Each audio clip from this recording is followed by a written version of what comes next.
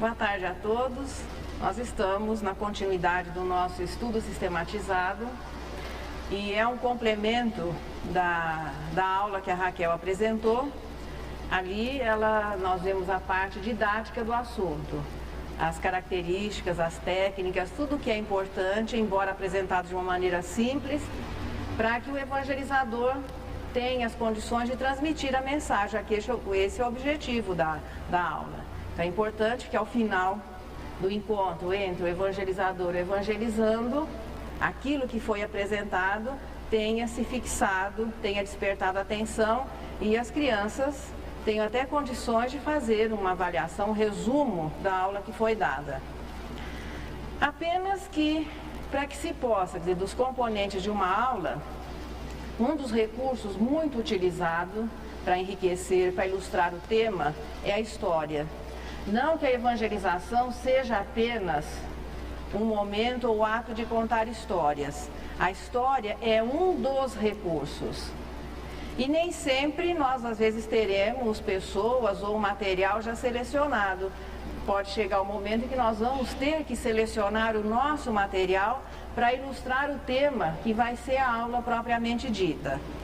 O nosso avaliação de textos é isso. Nós vamos fazer um treinamento agora de como nós escolheríamos, o que nós escolheríamos, a que nível a história se aplica.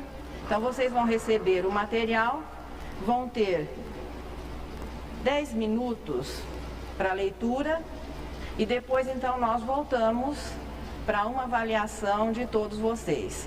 Então foram selecionados 3 textos. Aqui não existe autor nem de que obra que esse texto foi retirado, mas foram retirados de livros editados por editoras espíritas. Aí eu vou pedir para alguém então me ajudar. Flávia, você já distribui? Um para cada um.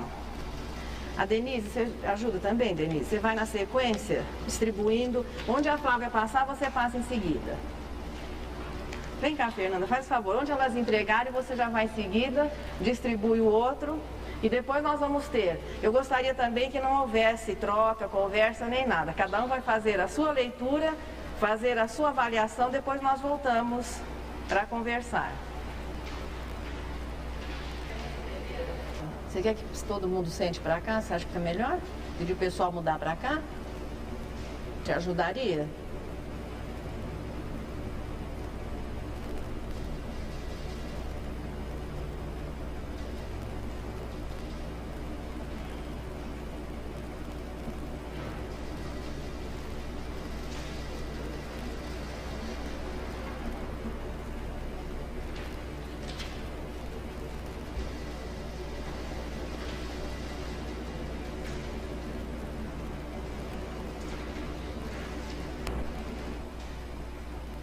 Então agora começando a nossa avaliação dos textos, é como se nós estivéssemos programando a nossa aula, preparando, e temos estes textos à disposição e vamos procurar assim onde eles se encaixam, se eles são adequados, se são, para que faixa etária.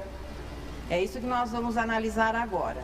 Então começando o primeiro, que é aquele que tem a imagem de Jesus e um menino como um engraxate. Esse texto é retirado de um livro infantil, editado por editora espírita. Eu queria agora, sim, a avaliação de vocês. Estão todos com esse texto aqui às mãos. Quem indicaria o texto para ser utilizado numa aula? Eu gostaria que levantasse a mão. É só levantar a mão. Os que indicariam este texto para ilustrar uma aula. Por que ninguém levantou a mão? Ninguém se utilizaria? Hã? Não. Isso aqui é parte de uma aula, de uma história. Nós trouxemos um trechinho.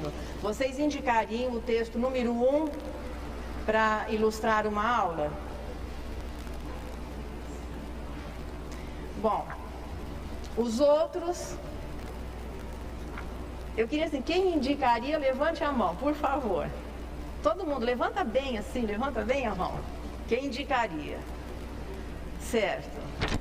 Bom, continue com a mão levantada, por favor. Para que ciclo você indicaria? Jardim, primário, primário 2, primário 1, primário 2, intermediário. Para que ciclo você indicaria? Não, só um. Jardim é 4, 5 e 6 anos. Primário 7, 8, 9, 10, 11, 12 e 13. Para que nível você indicaria? Só o primário 2. Quem mais levantou a mão? O senhor, seu Lourenço. Primário 1. Esse aqui é o texto número 1. Benê, para que classe você indicaria? Jardim. Quem mais levantou a mão? Yolanda. Intermediário. Quem mais levantou a mão? Primário 2. Você? Jardim. 1, 2, 3, 4, 5, 6. Só 6 pessoas levantaram a mão? Parece que tem. Para jardim. Mais alguém que indicaria? Intermediário. Mais alguém?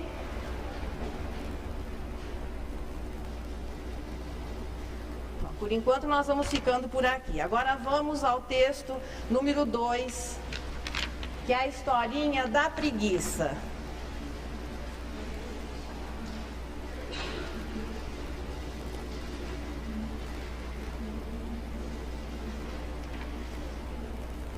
Quem indicaria o texto da preguiça para ilustrar, evidentemente, uma aula que fosse o assunto preguiça ou trabalho?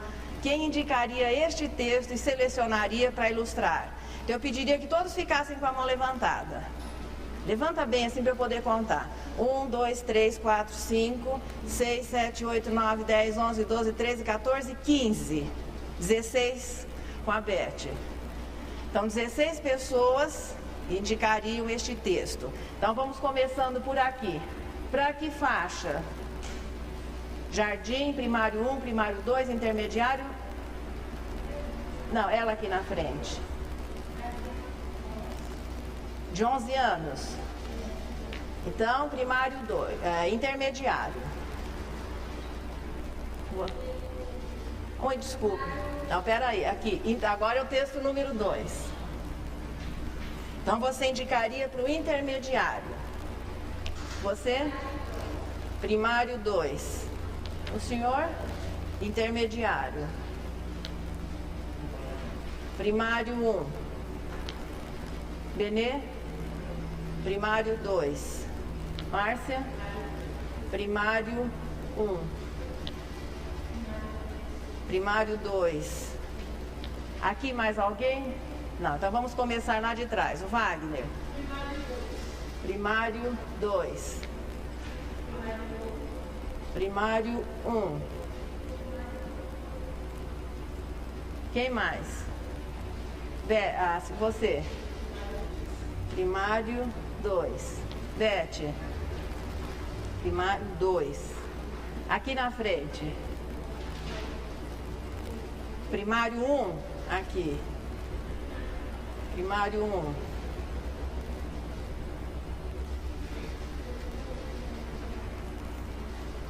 Mais alguém? Primário 2. Yolanda. Não, escolhe, faça opção por 1. Intermediário. Você? Intermediário. Quem mais? Intermediário. 5, 10, 15, 16, 17, 18, 19, 20. Ó, mais alguém? Então pode falar. Primário 2. Mais alguém? A nossa contagem tem que ser muito séria. Pronto. Fechado. Agora a história do jacaré. Agora o texto do jacaré. Novamente a mesma pergunta. Quem indicaria o texto do jacaré? Fiquem com a mão levantada para a gente contar. 1, 2, 3, 4, 5, 6, 7, 8, 9, 10, 11, 12, 13, 14, 15, 16, 17. A Benê eu já contei, 17 por enquanto. Agora vamos. Para que faixa indicariam a história número 3? Aqui. De 7 a 10, primário 1. Não, primário 2. Vocês? 2. Você? Intermediário. Seu Lourenço? Primário 1. Benê? Ah, eu marquei errado, nossa. Então vamos consertar.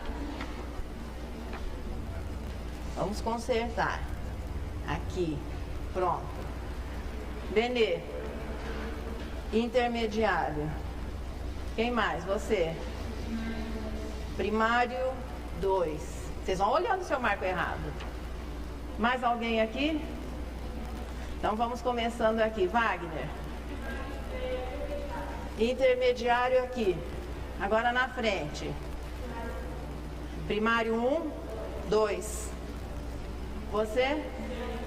Primário 2 também. Quem? Intermediário. Beth? Intermediário. Quem mais? Agora ali, você? Primário 2. Primário 1. Quem mais? 2? Olha, eu tô querendo torcer pelo primário. Quem mais? Você? 2. Yolanda? Intermediário. Você? Primário 1. Denise? Intermediário. Alguém que não tenha, Fernanda? Intermediário. Mais alguém?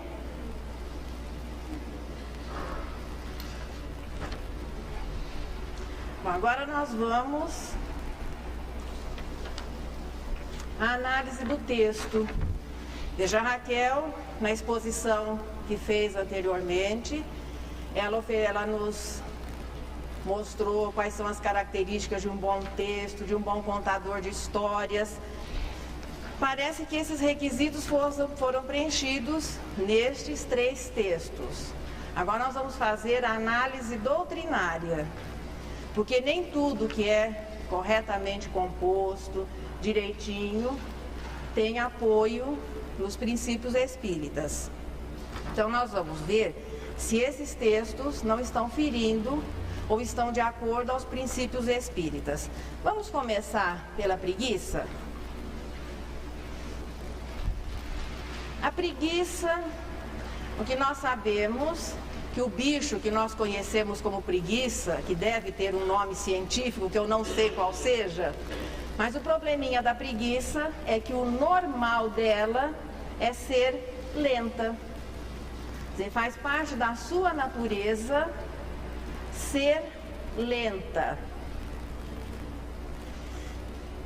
A preguiça vivia agarrada a um tronco de árvore e ela se admirava dos gestos elegantes dos outros bichos e se achava muito feia e desajeitada. Ela sonhou que era uma preguiça linda, uma gatona em forma de preguiça, né? Pelos brancos e macios, olhos que pareciam 2 estrelas, unhas rosadas, tudo direitinho. Acordou-se sentindo-se a última das preguiças, porque ela não era nada daquilo que em sonho ela havia sentido. Nisso aparece quem? O macaquinho sabe tudo, que já foi chegando e dizendo: olha, dona Dorminhoca, por que está se lamentando tanto assim? O que é que houve? Naturalmente ela explicou: eu sou muito infeliz, para dar alguns passos eu gasto meia hora, até mais. Meus músculos trabalham devagar, olha a minha diferença, o senhor é tão ágil, tão rápido, eu nessa lentidão. O macaquinho, que realmente merecia o apelido de sabe tudo, concentrou-se e teve uma visão espiritual. E explicou que a dorminhoca, numa vida anterior, havia sido uma anta muito linda, mas preguiçosa e desobediente. Não trabalhava nem mesmo para ajudar a mãe. Passou a vida dormindo, fazendo travessuras, embruteceu-se. É por isso então que eu renasci sem agilidade, sempre com muito sono? Não tenha dúvida. A conversa vai seguindo, o macaquinho vai explicando que agora ela tem oportunidade de espiar os problemas da existência anterior, e desde esse dia a preguiça passou a ser a preguiça menos preguiçosa do mundo. Agora nós perguntaríamos: o que é que a doutrina espírita fala acerca de livre-arbítrio, reencarnação, responsabilidade dos atos? Isso se aplica a quem?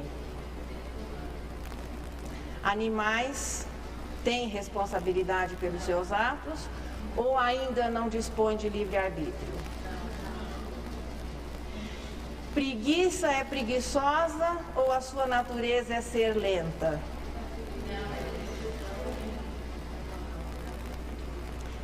Como é que nós vamos ensinar? Veja, a criança não tem o conhecimento que o evangelizador deve ter.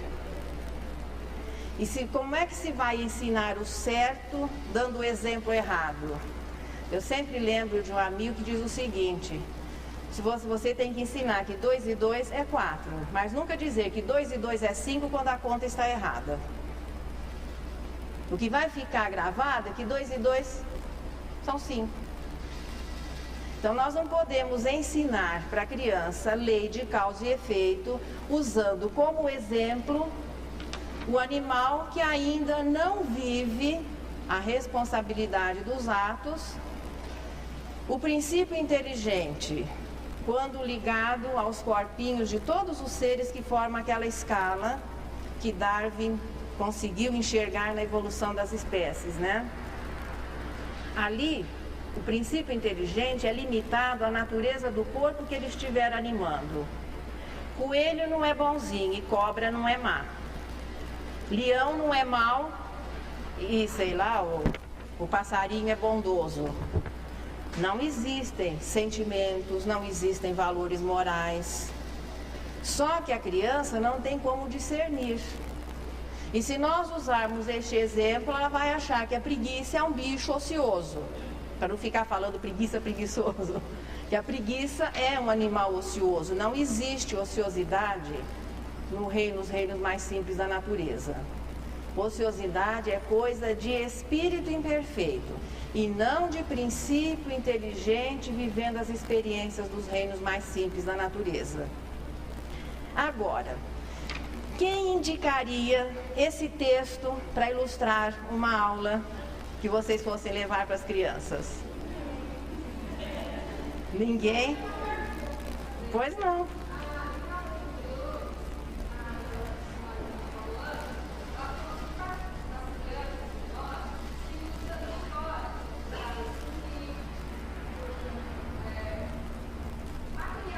Sim.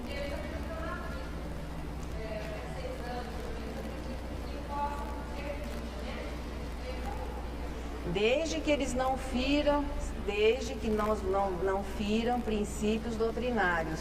Se a intenção aqui é ensinar valores morais, se a intenção é ensinar responsabilidade dos atos num processo reencarnatório, não é com o animal que nós vamos ilustrar.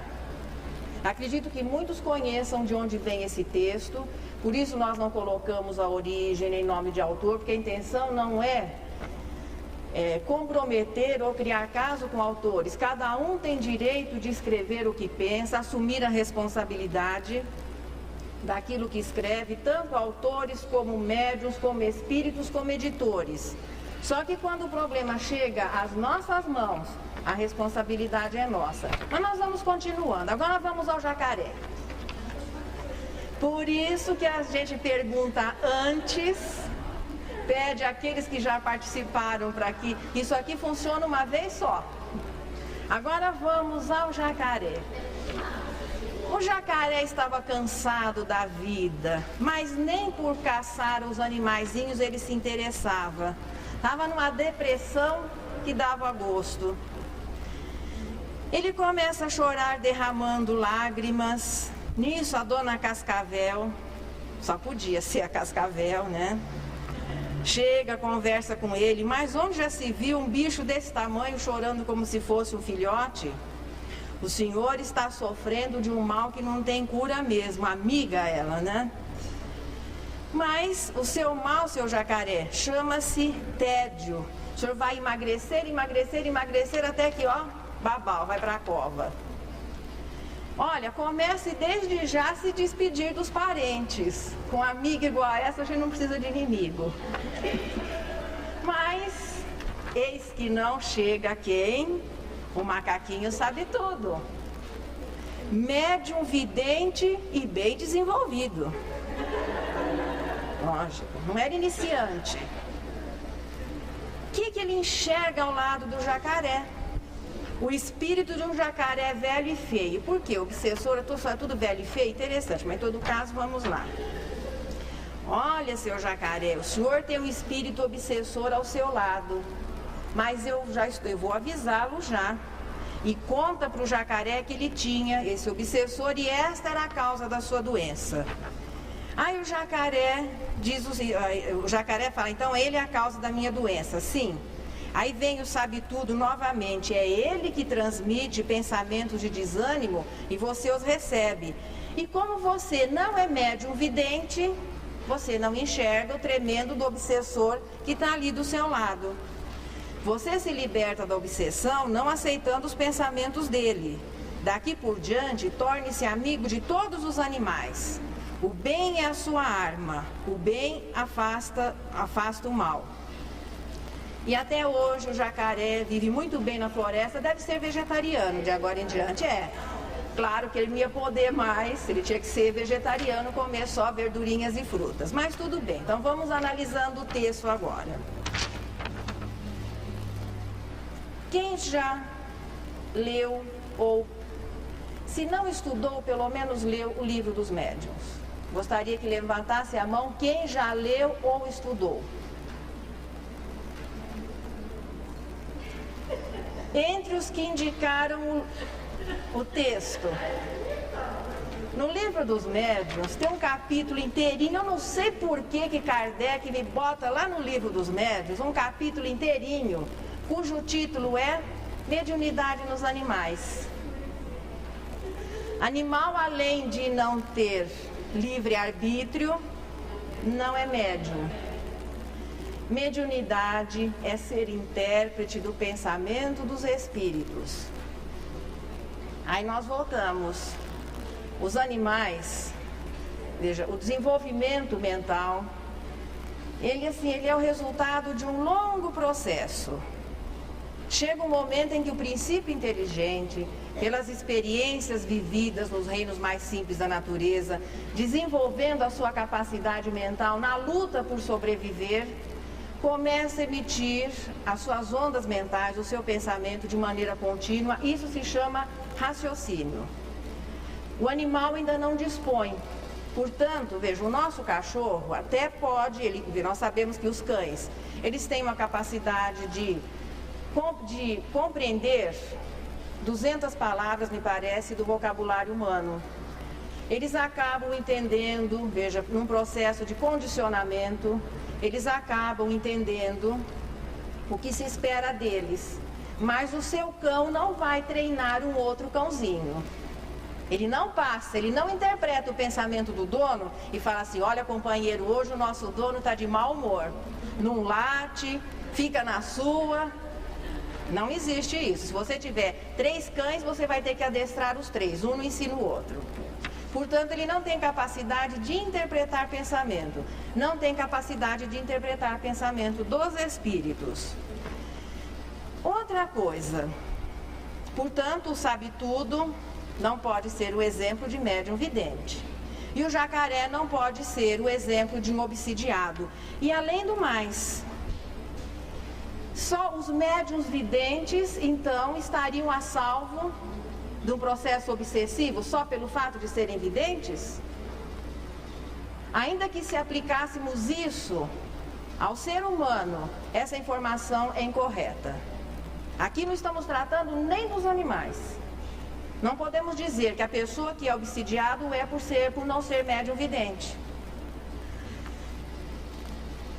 O jacaré, portanto, aceitando os pensamentos do obsessor, entra num processo depressivo, fica doente.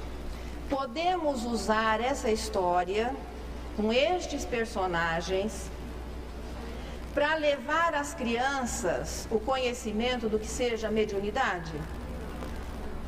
Animal não é médium. Mediunidade é uma faculdade humana, apenas, é do espírito. Se manifesta no corpo através de modificações perispirituais, modificações físicas. Nem animal é médium e nem ser humano interpreta através da mediunidade pensamentos de animais. Parece que eu falei um absurdo, né? Mas assistindo uma vez uma das fitas naquele programa, era sexto sentido, qualquer coisa, terceira visão. O Gasparetto trouxe um vídeo dos Estados Unidos em que um médium se dizia incorporado por um golfinho. Ele estava sendo médium de um golfinho. Isso foi mostrado na televisão como exemplo de mediunidade. Então nós não estamos aqui para criticar ou comprometer pessoas. Mas nem animal é intérprete de espírito, de princípio inteligente, nem é intérprete de espírito, e nem espírito vai ser intérprete através da mediunidade de pensamentos de princípios inteligentes. Nós não podemos, portanto, se a nossa intenção é levar a criança conceitos sobre a mediunidade, existe a faixa adequada. É lá do intermediário em diante e depois no pré-mocidade. E a essa altura os nossos exemplos serão humanos. Porque se nós tivermos que usar o animal para exemplificar mediunidade a pretexto que a criança não compreenderia, então não é hora de se falar em mediunidade. Por que a pressa? Agora vamos ao outro texto, número 3. Assim, quem é que continuaria indicando esse texto para a sua aula de evangelização? Agora vamos aqui, esse aqui inclusive é a capa do livro. Depois tem ele faz parte da ilustração interna e esse é a capa do livro.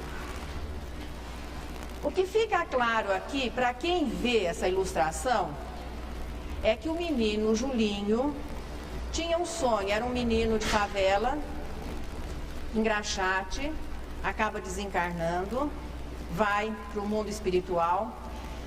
Além do livro ter muitas assim incorreções gramaticais a pretexto de uma linguajar autêntico, então questiona-se isso, embora a gente encontre em outras publicações, mas se a criança escrever em uma prova uma palavra ou uma concordância não correta, ela vai ser punida, né? Vai baixar a nota. O livro tem várias situações dessa. A palavra escrita de uma maneira como o linguajar de uma pessoa que não tenha conhecimento de língua. Tudo bem. Mas aqui o probleminha é ainda mais sério. O menino tinha o sonho de engraxar o sapato de Deus. O artista não ousou ilustrar, porque tem uma proibição lá dos 10 mandamentos, que não se fizessem mais imagens de Deus. O artista não ousou representar Deus. Quem é que ele coloca? Quantas crianças, veja, existem outras crenças, a ideia de que Jesus e Deus sejam a mesma pessoa. custa-se às vezes muito na evangelização, as crianças que vêm com outra formação, para que a criança entenda que Jesus e Deus são pessoas diferentes. Aí em um livro editado, é mediúnico, editado por editor espírita, o ilustrador tem a infeliz ideia de representar Deus como Jesus. E aí, como fica a cabecinha da criança? Quem indicaria? Pois é. Agora, conversando assim, ao pé do ouvido, é por isso que quando se fala em evangelização, o evangelizador tem que ter um sólido conhecimento doutrinário. Existem bons programas para evangelizadores, mas existe aquela situação, nós temos que ter os nossos recursos, a nossa capacidade de discernir. Nós não podemos depender sempre que alguém nos oriente e nos diga aquilo que é certo ou errado, isso doutrinariamente falando. Aí vem aquela situação, mas como é que Deus permite que espíritos venham aqui, por exemplo, e escrevam um livro mediúnico onde existem incorreções doutrinárias? Um erro que nós cometemos, e particularmente durante alguns anos da minha vida eu também cometi, é imaginar que todos os espíritos desencarnados sejam espíritas. Isso não corresponde à realidade. Nós não nos tornamos melhores, nós não nos tornamos mais sábios simplesmente pelo fato de estarmos desencarnados. E além do mais, pode existir a intenção também de trazer, semear a discórdia, complicar a vidinha dos outros. Onde fica a nossa responsabilidade? Em primeiro lugar, que o evangelizador tem uma responsabilidade maior do que o expositor que vai se dirigir a adultos, porque a plateia do evangelizador, a clientela do evangelizador, os evangelizandos não têm critérios para poder rejeitar uma ideia que não seja correta. O que o evangelizador disser, o que o professor diz, o que o adulto diz para a criança até uma determinada faixa etária, é uma verdade absoluta. Mais tarde ele vai poder estabelecer uma comparação. Aí ele vai falar, mas será que meu evangelizador não sabia disso? Nós temos que ter, portanto, um cuidado muito grande na seleção do material. Agora nós vamos estender um pouquinho mais. Mas Deus então permite que um espírito venha semear a confusão? Em primeiro lugar, existe uma leizinha maior, que é tirada lá do livro dos médiuns, que diz o seguinte: todos os espíritos podem se manifestar. E não podemos calcular o número dos que podem se comunicar. Aí ficamos nós. E como é que nós vamos fazer para poder separar tudo isso? Se todos podem se manifestar, indefinido é o número dos que podem se comunicar, o critério de avaliação fica conosco? Fica. É por isso que Kardec recomenda a análise, a comparação e o estudo sempre. E quem se proponha a ser expositor, a ser evangelizador principalmente, que vai falar em nome da doutrina, não vai levar o seu ponto de vista. Nós vamos levar o que a doutrina nos informa. Aquilo que muitas vezes vai estabelecer assim, que você acha que tem dúvida, na dúvida, abstente. É também uma sugestão de Kardec lá no livro dos médiuns. E Erasto ainda diz que é melhor rejeitar 9 verdades do que aceitar uma mentira. Essa frase muitas vezes é atribuída a Kardec, não é de Kardec, é de Erasto. Portanto, o evangelizador tem que conhecer muito bem a sua doutrina. Agora, estendendo um pouquinho mais, esse probleminha, eu acredito que de hoje em diante, vocês vão mudar em muitas coisas. A primeira vez que eu participei de um trabalho como esse foi num curso em 82 na USE em São Paulo. Eu era assim, achava lindas histórias do lobo que fica bonzinho, que depois reencarna, vem para salvar a vovozinha porque havia sido um lobo mau no passado. A historinha do grilo perneta, então, que era muito travesso e depois reencarna faltando uma perninha. Nós fizemos, esse trabalho foi feito na USE. Eu falo muito, né? Eu entrei muda e saí calada. E vim botar minha cabeça no lugar depois de alguns dias aqui em Ribeirão. Que aí sim, eu fui digerir tudo aquilo que eu havia ouvido. Foi assim, mexeu muito com a minha cabeça, mas a partir daí eu me posicionei. Então, veja, não é o que eu acho que a doutrina nos oferece. Esse probleminha que nós estamos despertando agora, nesse trabalho de evangelizadores, vocês vão encontrar em livros de autores encarnados, em livros mediúnicos, editados por editoras espíritas, e muitos ferindo os princípios doutrinários. Como é que nós vamos saber o que é certo e o que é errado? Muito simples. Conhecer o errado ia dar muito trabalho. Nós temos que conhecer o certo. O certo nós vamos encontrar nas obras básicas. Livro dos Espíritos em primeiro lugar, Livro dos Médiuns, Evangelho, Céu e Inferno, a Gênese, depois obras póstumas. A partir daí nós vamos ter segurança de análise. E rejeitar com tranquilidade ou dar um tempo às novidades que vão chegando. Se um espírito vem e tem uma visão ou tem as suas ideias, nós temos que respeitá-lo. Se um médium é médium, mas não tem uma formação espírita e invigilantemente aceita e transmite o pensamento do espírito, nós também vamos respeitá-lo. Até aí o problema não é nosso, né? Aí eles procuram uma editora espírita, a editora, por N interesses, porque hoje o livro espírita também tem comércio, vende. Então a qualidade, doutrinariamente falando, muitas vezes até qualidade gramaticalmente falando. Então hoje existe assim um número muito grande de livros espíritas colocados em circulação diariamente. Aí a editora também concorda e edita o livro. Até aí a responsabilidade era do espírito ou do autor, do médium, da editora. Só que quando chegou às nossas mãos e nós vamos passar para alguém, o problema passa a ser nosso. Até aí, até lá, nós não tínhamos nada a ver.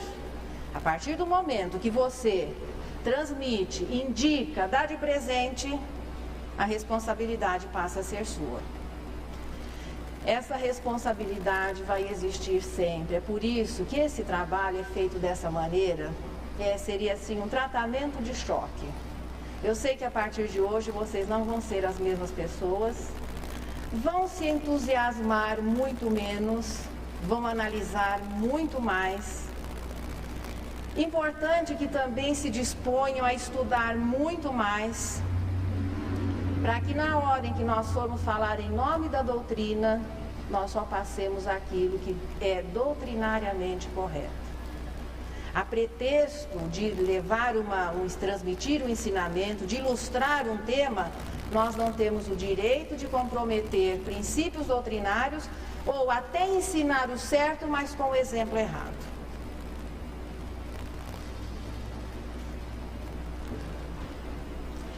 Como sempre, nós temos procurado trazer, e acredito que o curso todo vai contar com o encerramento do Espírito João de Deus, do livro Jardim da Infância, através da mediunidade, a gente pode dizer assim, com toda tranquilidade, sublime, de Francisco Cândido Xavier. E hoje nós selecionamos Primavera. A primavera no prado, toda vestida de flores, trouxe lençóis multicores que brilham ao sol dourado. Parece a festa das cores no caminho perfumado, para a alegria do arado e a paz dos trabalhadores. Minúsculos passarinhos entoam nos altos ninhos cantos de amor e inocência. A natureza revela, sublime, ditosa e bela, as luzes da providência.